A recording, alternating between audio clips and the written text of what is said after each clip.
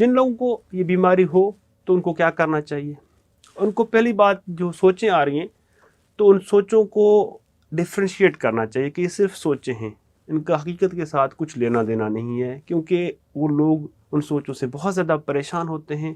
अगर मज़हब के बारे में सोचें आ रही हों या किसी सेक्सुअल थाट्स आ रही हों किसी अपने फैमिली मेम्बर के बारे में, तो वो इन सोचों से बहुत तंग भी होते हैं और अपने आप को बहुत ज़्यादा गुनहगार भी महसूस करते हैं, फील करते हैं।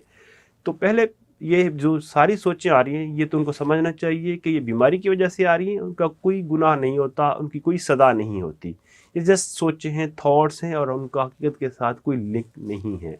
अगर इस चीज़ को वो अंडरस्टैंड करेंगे तो उनकी काफ़ी परेशानी कम हो जाएगी। अगर वो उन सोचों के ऊपर वो परेशान होंगे तो वो सोचें बार बार आएंगी, पीछा करती रहेंगी। उसका तरीका ये है कि सोचें आए तो उनको इग्नोर कर दें और उनको डिस्ट्रैक्ट करने की कोशिश करें, अपनी थॉट्स डिफरेंट तरीक़ों से चेंज करें और रेगुलर एक्सरसाइज करें। और सोचों से बचने के लिए डीप ब्रीथिंग एक्सरसाइजेज हैं, वो कर लें, मेडिटेशन करें, नमाज पढ़ें, ज़िक्र करें और सेहत का अपनी ख्याल करें, जिस्मानी सेहत का और जहनी सेहत का। अगर प्रॉब्लम ज़्यादा है, वो समझते हैं कि उस चीज़ को हल नहीं कर सकते खुद से, तो प्रोफेशनल हेल्प लेना बहुत ज़रूरी है। बहुत शुक्रिया।